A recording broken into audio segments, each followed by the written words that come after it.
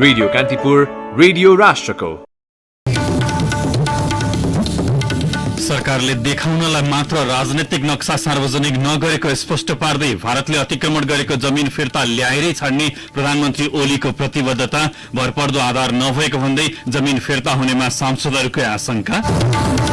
नेपालमा कोरोना संक्रमितको संख्या 400 नाग्यो। आज एकै दिन 27 जनामा संक्रमण पुष्टि। संक्रमण देखिएका 57 जना क्वारेन्टिनमा आउन नमानेपछि बाँकीको नरन्यापुरमा तनाव। संघीय संसदबाट सरकारको वार्षिक नीति तथा कार्यक्रम बहुमतले पारित। एमसीसी सम्झौतालाई लिएर निर्णय लिन संसदलाई प्रधानमन्त्री ओलीको आग्रह। विश्वभर कोरोना संक्रमणबाट 3,18,800 बढीको मृत्यु। कोरोना संक्रमणलाई लिएर अमेरिका र चीन बीच आरोप प्रत्यारोप। र इंग्लिश प्रिमियर लीग क्लबहरूबाट प्रशिक्षण शुरू। परिवारमा संक्रमण सर्ने आशंकामा वाटफोर्डका कप्तान ट्रोयद्वारा मैदान फर्कन अस्वीकार। नमस्कार, कान्तिपुर डायरीबाट सधैँ प्रकाश अनि तेजेन्द्रको समाचार अब विस्तारमा। प्रधानमन्त्री केपी शर्मा ओलीले अतिक्रमित नेपालको सम्पूर्ण भूमि फिर्ता लिएरै छान्ने प्रतिबद्धता व्यक्त गर्नु भएको छ। भारतले अतिक्रमित गरेको कालापानी क्षेत्र लिम्पियाधुरा र लिपुलेकलाई समेटेर नयाँ राजनैतिक नक्सा जारी गर्ने निर्णय गरेको एक दिनपछि आज प्रधानमन्त्री ओलीले नेपाली भूमिमा भारतले सेना राखेर विवाद ल्याएको बताउनुभयो। सरकारको वार्षिक नीति तथा कार्यक्रममाथिको छलफलका क्रममा सांसदहरूले उठाएको प्रश्नको जवाब दिँदै प्रधानमन्त्री ओलीले नेपाल सत्यमेव जयतेमा विश्वास गर्ने उल्लेख गर्नुभयो। भारतको एउटा प्रतीक चिन्ह छ, त्यो अशोकले स्थापना गरेको 4 मुखे सिंह। त्यसको मुनि सत्यमेव जयते लेखा हुन्छ। सत्यमेव जयते भारतको चिन्ह मुनि छ। विश्वास चाहिँ म गर्छु, म सोध्नेवाला छु भारतलाई, सत्यमेव जयते कि सिंह जयते, सिंहमेव जयते कि सत्यमेव जयते। त्यसका म विश्वास गर्छु, नेपाल विश्वास गर्छ, हामी सबै विश्वास गर्छौँ सत्यमेव जयते। कूटनैतिक माध्यमबाट वार्ता गरेर नेपालले आफ्नो भूमि फिर्ता ल्याउने प्रतिबद्धता व्यक्त गर्दै प्रधानमन्त्री ओलीले सरकारले देखाउनका लागि मात्र नक्सा जारी गर्ने निर्णय नगरेको स्पष्ट पार्नुभयो। फिर्ता लिने अठोटका साथ नै भारतले आफ्नो भनेर नक्सा विवादास्पद भूमि भन्ने हो भने पनि त्यो विवादास्पद होइन, हाम्रो भूमि बेकारको अकुपाई गरेर विवादास्पद बनाएको छ। त्यसकारण हामीले यसमा कोही रिसाउँछ कि भन्दा हामीले अरियल गरेको भए पो रिसाउँछ कि भन्ने ठान्नुपर्ने आवश्यक। हामीले अरियलै गरेको छैन, त्यसकारण यस विषयलाई सेलाउन पनि दिँदैन र कूटनीतिक वार्ताको माध्यमबाट ठोस पहल गरिनेछ र यो विवाद फिर्ता ल्याइनेछ। कोरोना संक्रमण नियन्त्रणका लागि सरकारले उल्लेख्य पहल गरिरहेको बताउँदै प्रधानमन्त्री ओलीले नेपाल चाँडै कोरोना भाइरस मुक्त राष्ट्र हुने प्रतिबद्धता व्यक्त गर्नुभयो। नेपालमा समुदायमा संक्रमण कमै मात्रामा फैलिएकाले भारतसहितका मुलुकबाट नेपाल आउनेबाट बढी संक्रमण फैलिएकाले सजग हुन आवश्यक रहेको ओलीको भनाइ थियो। हामी पनि कोरोना मुक्त घोषणा गर्ने लक्ष्यका साथ अगाडि बढेका थियौँ, तर बाहिरबाट आउने क्रमलाई रोक्न सकिएन।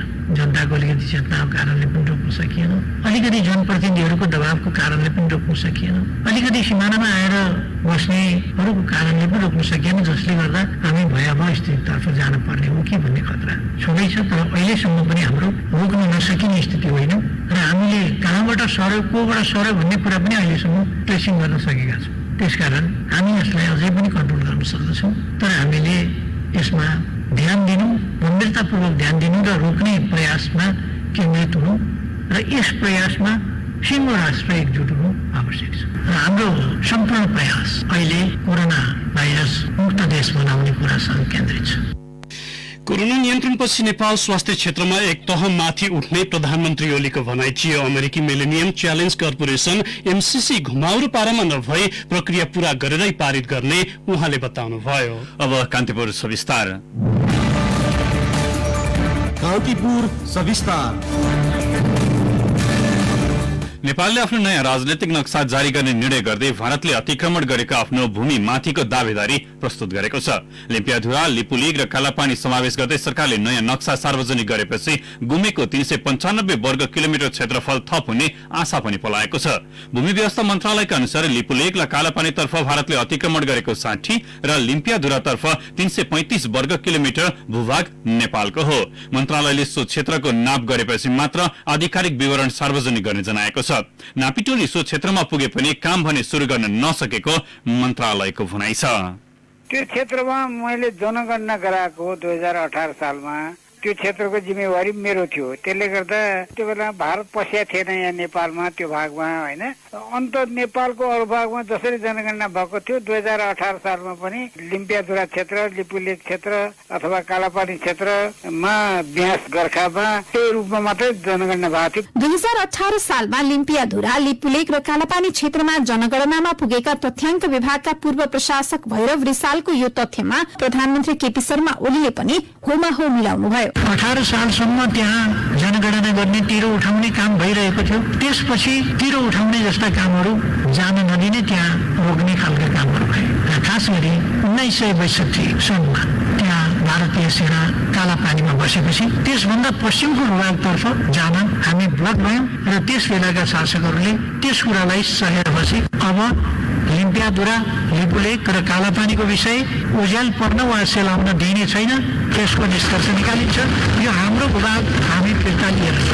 प्रधानमन्त्री ओलीले सोही समयमा तत्कालीन सरकारले उचित पहल गर्न नसकेकाले भारतको मनोबल उच्च बनेको र सोही समयदेखि सीमा अतिक्रमणको क्रम शुरू भएको दावी गर्नुभयो। हुन पनि ऊ बेला नेपाली गोठालाले स्थापना गरेका गोठमा यो बेला भारतीय सुरक्षाकर्मीको क्याम्प स्थापना भएका छन्। करिब 60 वर्षपछि सरकारले झण्डै 400 वर्ग किलोमिटर जमिन आफ्नो भएको सन्देश विश्व समुदायलाई दिएको छ, जसलाई सकारात्मक ठान्छन् भारतका लागि पूर्व राजदूत दीप कुमार उपाध्याय। सरकारले निर्णय गरेको छ त्यो त स्वागतकै कुरा हो। अब नक्सा हामीले बनायौं, अब त्यसलाई सर्वस्वीकार्य, त्यसलाई चाहिँ भन्दैन अब स्थापित गर्न त्यतिकै चाहिँ अब हाम्रो चाहिँ प्रयास हुनुपर्छ। त्यो भनेको चाहिँ हो अत्यन्त यसलाई चाहिँ सप्रमाण पहिले भारतसँग कुरा गर्नु पर्यो। त्यसलाई चाहिँ हामीले एकदम शान्त कूटनीतिबाट गर्नुपर्छ र गर्दाखेरि चाहिँ मेरो चाहिँ रायमा सुस्ता र कालापानी चाहिँ अब त्यो चाहिँ सचिव स्तरबाट गर्ने भन्ने अहिलेसम्मको हामीहरूको चाहिँ आधिकारिक मान्यता प्राप्त चाहिँ परराष्ट्रको प्रोटोकल त्यो हो। नयाँ नक्सा सार्वजनिक भएपछि नेपालभित्र कार्यान्वयनमा समस्या नदेखिनेमा सरकार ढुक्क छ। तर वर्तमान अवस्थामा भारतले भूचलन गर्दै आएको झण्डै 400 वर्ग किलोमिटर क्षेत्रफल जमिन अन्तर्राष्ट्रिय क्षेत्रमा स्थापित गराउन नेपाललाई सजिलो भने पक्कै छैन। द्विपक्षीय, त्रिपक्षीय र बहुपक्षीय वार्ता मार्फत अब सरकारलाई बलियो कदम आवश्यक छ। क्षेत्रफलको हिसाबले आफूभन्दा 22 गुणा ठूलो भारतसँग जमिन लिन नेपालले वार्ताको हरेक उपाय अपनाउन आवश्यक छ। प्रधानमन्त्री ओली पनि नेपाल शान्तिपूर्ण रूपमा भारतसँग आफ्नो जमिन माग्ने पक्षमा रहेको सुनाउनुहुन्छ। सबै राष्ट्रहरू बराबरीको हैसियत राख्छन् र सबै राष्ट्रहरूले बराबर स्वाधीनताको प्रयोग गर्न पाउनुपर्छ। आफ्ना निम्ति र आफूसँग सम्बन्धित वा विश्वसँग सम्बन्धित आफ्ना नीति आफूले तय गर्नु, आफूले कार्यान्वयन गर्नु, आफूले अगाडि बढाउन पाउनुपर्छ। तर सांसदहरूले पनि सरकारको प्रतिबद्धता र राजनीतिक नक्सा जारी गर्ने सरकारको निर्णयमा संशय व्यक्त गरेका छन्। सांसद दिलेन्द्र प्रसाद बडु प्रधानमन्त्रीलाई लिपुलेक सड़क निर्माण बारे उद्घाटनपछि मात्र थाहा हुने अवस्था किन आयो, कसका त्रुटिले, यसको जवाफ चाहिन्छ। यस सम्बन्धमा छिमेकी चीन सरकारसित पनि कूटनीतिक तहमा कतिपटक पहल भयो, वार्ता भयो र पछिल्लो रेस्पोन्स के छ, यसबारे जानकारी चाहिन्छ। सांसद प्रेम सुवाल सरकारले स्वीकृत गरेको नक्सा अविलम्ब सार्वजनिक किन गरिएन? के नेपालको नयाँ नक्सा सार्वजनिक नगर्न कसैले दबाब दिएको छ र? विश्व समुदायमा भ्याटिकन सिटी र रसियाको स्थान समान छ। भूगोल र समृद्धिमा चाहे जुनसुकै मुलुकको हैसियत फरक किन नहोस्, भूपरिवेष्टित राष्ट्र नेपालको हैसियत पनि चीन र भारतको बराबरी छ। एउटा स्वाधीन मुलुक नेपालको एउटा हिस्सा वर्षौंदेखि भारतको अधीनमा रहेका बेला सरकारको यो कदमले फेरि पनि सम्पूर्ण नेपालीमा आशाको त्याम्रो जगाएको छ। भरोसा गरौं, प्रधानमन्त्रीले भने चाहिँ यो पटक सरकारले देखाउनलाई मात्र नक्सा जारी गरेको होइन, हरेक उपाय अवलम्बन गरेर जमिन फिर्ता ल्याउन सफल हुनेछ। रेडियो कान्तिपुरका लागि दिवा भट्टराई। कान्तिपुर सविस्तार।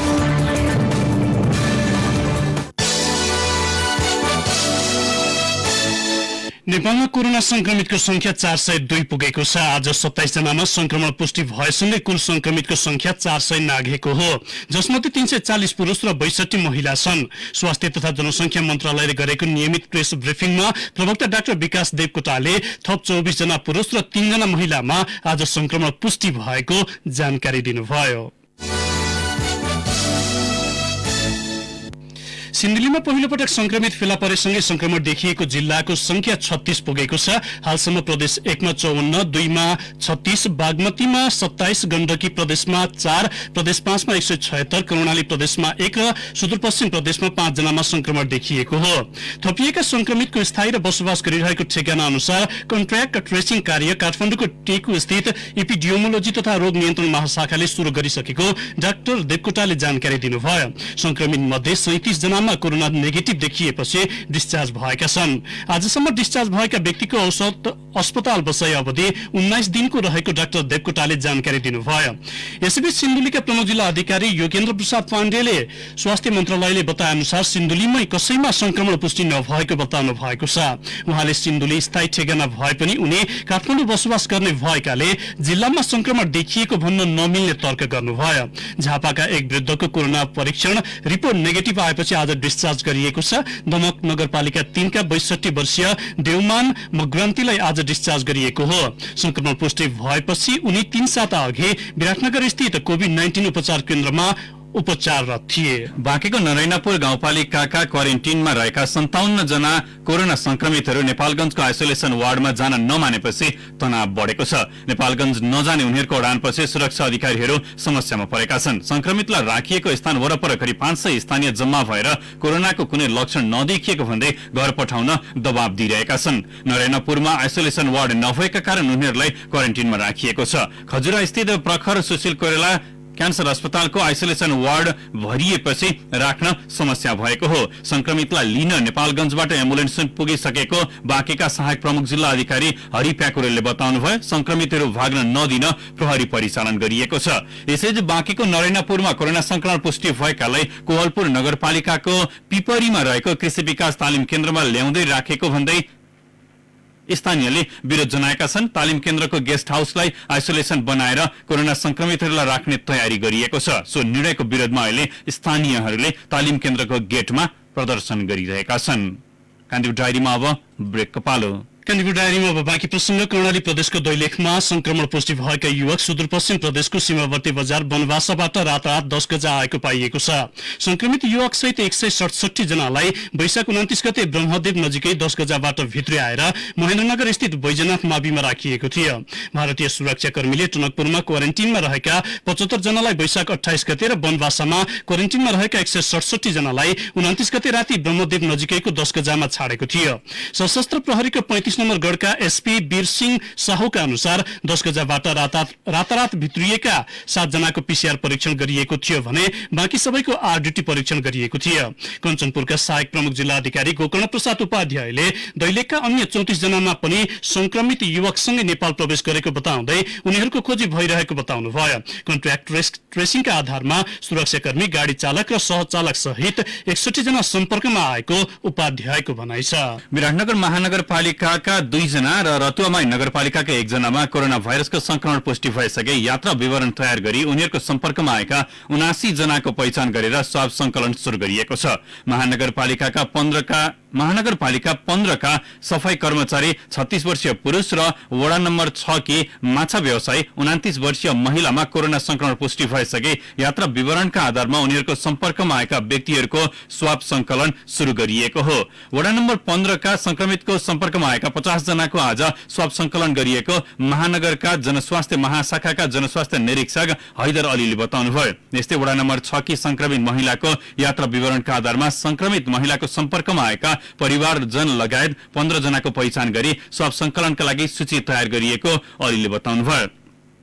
उनीहरूको भोलि स्वाब संकलन गरिने तयारी गरिएको छ। यस्तै रतुवामाई नगरपालिका वडा नम्बर 1 का कोरोना भाइरस संक्रमण पुष्टि भएका 25 वर्षीय युवाको सम्पर्कमा आएका 12 जनाको स्वाब संकलन गरी विराटनगरको कोशी अस्पतालमा परीक्षणका लागि पठाइएको रतुवामाई नगरपालिकाका जनस्वास्थ्य अधिकृत सन्तोष शाहले जानकारी दिनुभयो। करिब 2 महिना लामो लकडाउनका कारण दैनिक ज्यालादारी मजदूर गरेर घर व्यवहार चलाउँदै आएका विपन्न परिवार अहिले खाद्यान्न संकटको मारमा छन्। काम गर्न नपाउँदा घर खर्चको अभावमा उनीहरूलाई बिहान बेलुकाको छाक टार्न हम्मे परेको छ। संकटको यो घडीमा झापा बिर्तामोड नगरपालिका 3 नम्बर वडाका विपन्न परिवारले भने पेटभरि खान पाएका छन्। स्थानीय दाता तथा टोल विकास संस्थाहरूले आफू वरिपरिका विपन्न परिवारलाई सामूहिक मेस चलाएर खाना खुवाइरहेका छन्। एक रिपोर्ट। नगरपालिकाले राहत वितरणमा ढिलाइ गर्दा बिर्तामोड 3 नम्बर वडाका करिब 6000 अति विपन्न परिवारमा खाद्यान्न संकटको अवस्था छ। लकडाउनले रोजगारी गुमाउँदा बेखर्ची बनेका उनीहरू सरकारी स्तरको राहत समेत नपाउँदा भोकभोकै हुने अवस्थामा छन्। एकद्वार प्रणालीका कारण सोझै राहत वितरण गर्न नपाएका स्थानीय दाता र टोल विकास संस्थाहरूले सामूहिक मेस सञ्चालन गरेर वडामा 15 दिन यता खाद्यान्न संकट बेहोरिरहेका परिवारलाई दैनिक खाना खुवाइरहेका छन्। मेसबाट दैनिक खाना खाइरहेकी सुनिता मुर्मू। लकडाउनले गर्दाखेरि कामदाम पनि छैन, नानी केटाकेटी छन्, उसले अब सरकारले पनि राहत दिएको छैन। यही अब यहाँनिर खाना खुवाउँदैछन् र त्यतिले गर्दा हामीलाई धेरै सुविस्ता भएको छ, राम्रो भएको छ। वडाको करेलाबारी टोल, बिर्ता बजार, सैनिक मोड स्थित आँखा अस्पताल अगाडि समावेशी टोल र 64 काली मन्दिर टोलमा निशुल्क खाना खुवाउने कार्यक्रम शुरू गरिएको हो। परिवारको सबैका लागि निशुल्क रूपमा खाना ल्याउन पाइने भएपछि 2 किलोमिटर टाढादेखि विपन्न परिवार खाना लिन आउने गरेका छन्। एउटा मेसबाट मात्र दैनिक 500 देखि 800 जनासम्मले खाना खाने गरेका छन्। करेलाबारी टोल विकास संस्थाका अध्यक्ष कुमार कन्दङवा। सोशल डिस्टेन्सलाई पनि पालना गर्दै सामूहिक रूपमा चाहिँ दिनको हामीले 550 हाराहारी मानिसलाई चाहिँ खाना खुवाइरहेका छौँ, हामीले बनाएर खुवाइरहेका छौँ, हामी खटिरहेका छौँ। पहुँच नहुने अति विपन्न परिवार पालिकाले वितरण गर्ने राहत वितरणमा छुट्ने तथा छुटाउने गरिएको छ। तर सामूहिक मेस सञ्चालन गरेर खाना खुवाउने कार्यक्रमबाट खाद्यान्न संकट भोगिरहेका विपन्न परिवार प्रत्यक्ष लाभान्वित बनेका छन्। मेस सञ्चालनमा सहयोग गर्दै आएका बिर्तामोड निवासी युवा व्यवसायी सजेश शिवाकोटी। हामी पनि यो स्थानीय मान्छे भएको हुनाले हामीलाई के लाग्छ भने यो एकदमै चुलो निभ्न आँटेको परिवारहरूलाई चाहिँ यो सहयोग भइरहेको छ। उहाँहरूको रेस्पोन्स पनि एकदम सहयोग गरिदिनु भएकोमा धन्यवाद भन्दै हुनुहुन्छ। एकद्वार नीति अन्तर्गत स्थानीय पालिकाले दातालाई राहत वितरण गर्न रोक लगाएका छन्। विभिन्न संस्थाबाट करोडौं सहयोग संकलन गरे पनि पालिकाहरू आफैले भने विपन्न परिवारलाई राहत वितरणमा विलम्ब गरिरहेका छन्। तर सामूहिक मेस सञ्चालन गरेर खाना खुवाउने कार्यक्रमले साँच्चै भोकै परेका परिवार यति बेला पेट भर्न पाएका छन्। रेडियो कान्तिपुरका लागि अर्जुन राजवंशी, झापा। कुनै समय कोरोना भाइरस महामारीको केन्द्र बनेको युरोप यो बेला बिस्तारै पुरानै लहरमा फर्कदैछ। युरोपमा जीवन सहज बनाउन विभिन्न राष्ट्रले फरक विधिहरू पनि अपनाइरहेका छन्। नाकाबन्दीका साथै खाद्यान्न तथा आर्थिक क्षेत्रमा देखिएको अभाव टार्न उनीहरूले अपनाएको रणनीति पछिल्लो समयमा प्रभावकारी बनिरहेको छ। तर युरोपमा रहेका नेपालीको जीवन भने कष्टकर बन्दैछ। थप विवरण सहित लन्डनबाट सहकर्मी रूपेश सिलवाल। कोरोना भाइरस महामारीले गैर आवासमा रहेका 79 नेपालीको मृत्यु भइसकेको छ, जसमा 68 जनाको मृत्यु युरोपमै मात्रै भएको छ। यी निराशजनक खबरहरू माझ पछिल्लो समय भने केही आशाका किरणहरू पनि झुल्केका छन्। युरोपमा कोरोना भाइरस महामारीको संक्रमण घट्न थालेका संकेतहरू प्राप्त भएका छन् र दैनिक जीवनलाई क्रमिक रूपमा सुचारू बनाउन हरेक देशका सरकारहरू लागि परेका छन्। बन्दाबन्दीले थलिएको अर्थतन्त्रलाई बिउताउन फ्रान्स र जर्मनीले 5000 करोड युरोको संयुक्त योजना घोषणा गरेका छन्। 32,000ले कोभिड-19 का कारण ज्यान गुमाएपछि इटलीका क्याफे र बारहरू बल्ल खुल्न थालेका छन्। संसारका सबैभन्दा लामो बन्दाबन्दी भोगेको इटलीमा 10 हप्ता पश्चात सामाजिक दूरी कायम गर्दै गिर्जाघरहरू र पसलहरू पनि खुल्न थालेका छन्। यस्तै सीमा जोडिएका स्विजरल्याण्ड, जर्मनी, फ्रान्स र अस्ट्रियाले आफ्ना सीमा नाकाहरू मार्फत हुने पारिवारिक भेटघाटलाई केही खुकुलो बनाएको छ। स्पेनले भने थोरै संक्रमित संख्या भएका शहरहरूमा मात्र बन्दाबन्दीलाई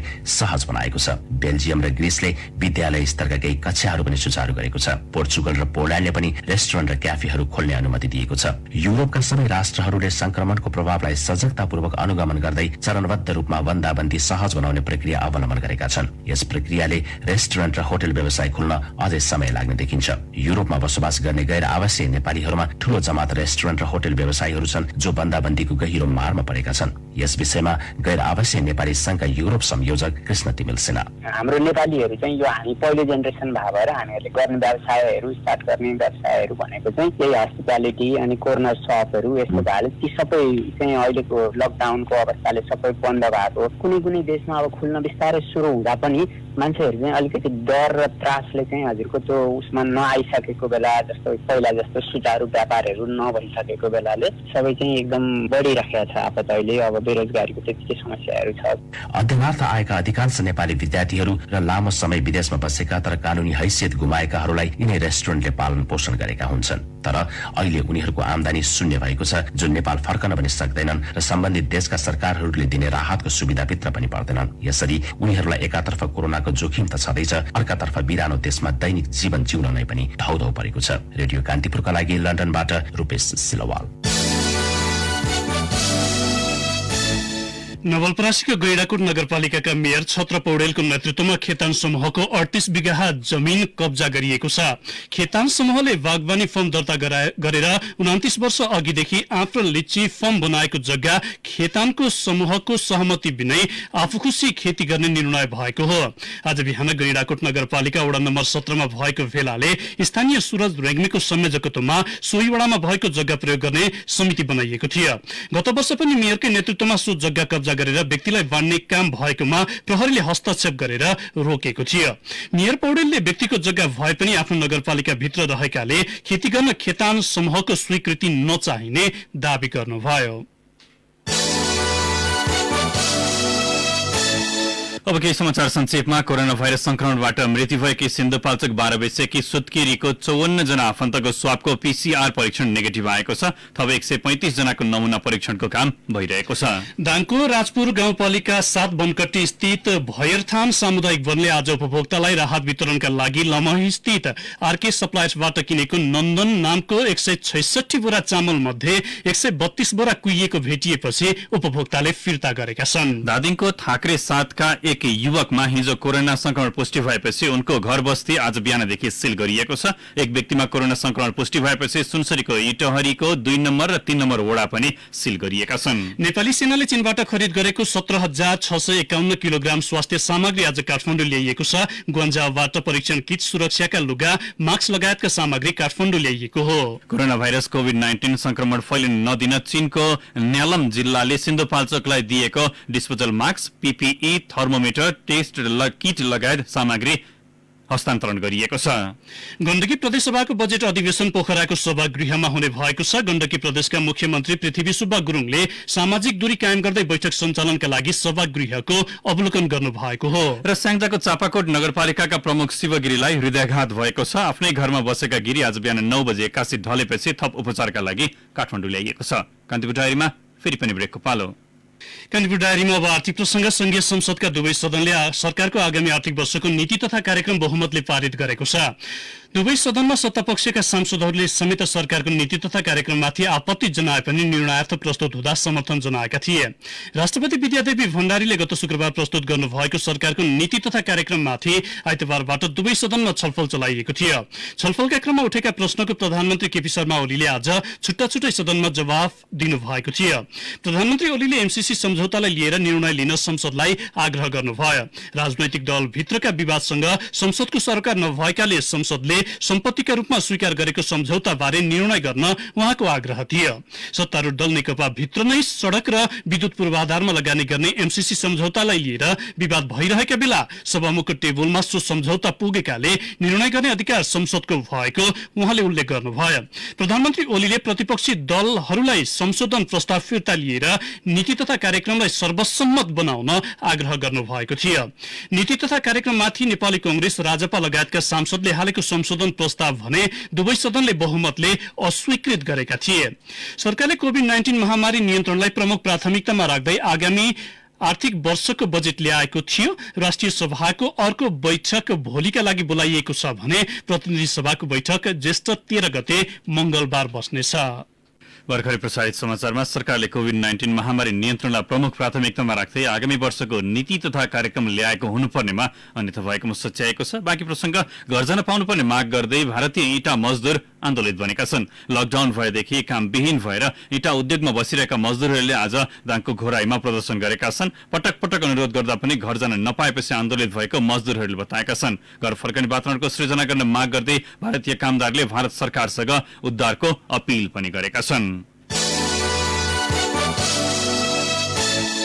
अब अन्तर्राष्ट्रिय प्रसंग। विश्वभर हालसम्म 48,23,000 बढ़ीमा कोरोना संक्रमण पुष्टि भएको छ। संक्रमणबाट 3,18,851 बढ़ीले ज्यान गुमाएका छन्। सबैभन्दा बढ़ी प्रभावित अमेरिकामा संक्रमितको संख्या 15,09,000 पुगेको छ भने 90,300 बढ़ीको मृत्यु भएको छ। त्यस्तै रुसमा 3 लाख संक्रमित हुँदा 2,800 जनाको मृत्यु भएको छ। 2,55,300 बढ़ीमा संक्रमण पुष्टि भएसँगै ब्राजिल संक्रमितको सूचीमा तेस्रो स्थानमा पुगेको छ। त्यहाँ 16,853 जनाले ज्यान गुमाएका छन्। बेलायतमा 2,47,700 बढ़ीमा संक्रमण पुष्टि हुँदा 34,876 जनाको मृत्यु भइसकेको छ।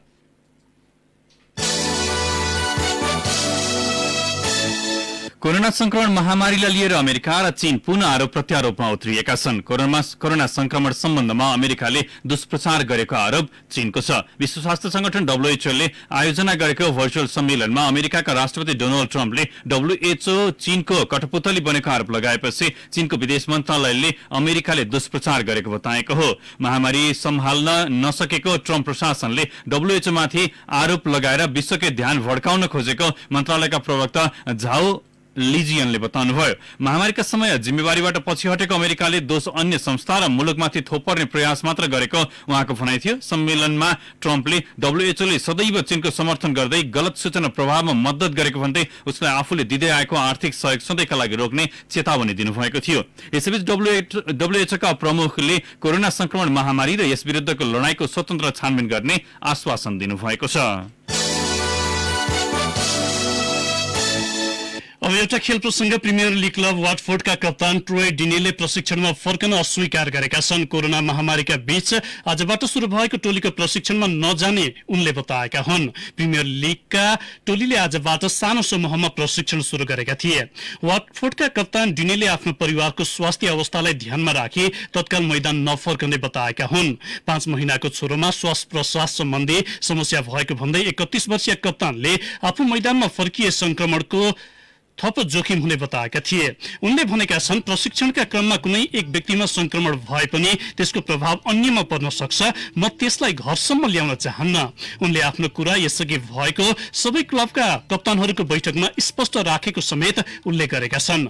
आफू जानाजान जोखिममा नफस्ने उनको भनाइ छ। प्रिमियर लीगले भने खेलाडीहरूको स्वास्थ्य परीक्षण पछि मात्र प्रशिक्षणमा उतार्ने बताउँदै आएको छ।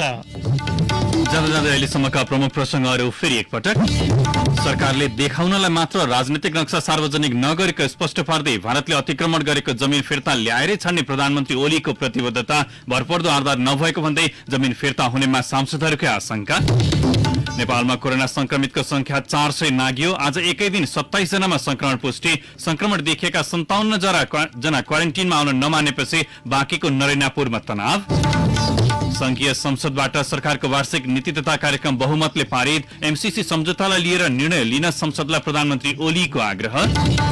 विश्वभर कोरोना संक्रमणबाट 3,18,800 बढीको मृत्यु। कोरोना संक्रमणलाई लिएर अमेरिका र चीन बीच आरोप प्रत्यारोप। र इङ्ग्लिस प्रिमियर लीग क्लबहरूबाट प्रशिक्षण सुरु। परिवारमा संक्रमण सर्न सक्ने आशंकामा वाटफोर्डका कप्तान ट्रोयद्वारा मैदान फर्कन अस्वीकार। हस्त कान्तिपुर डायरी अहिले यही सकिन्छ। प्रकाश र तेजेन्द्र बिदा हुन्छौं। नमस्कार।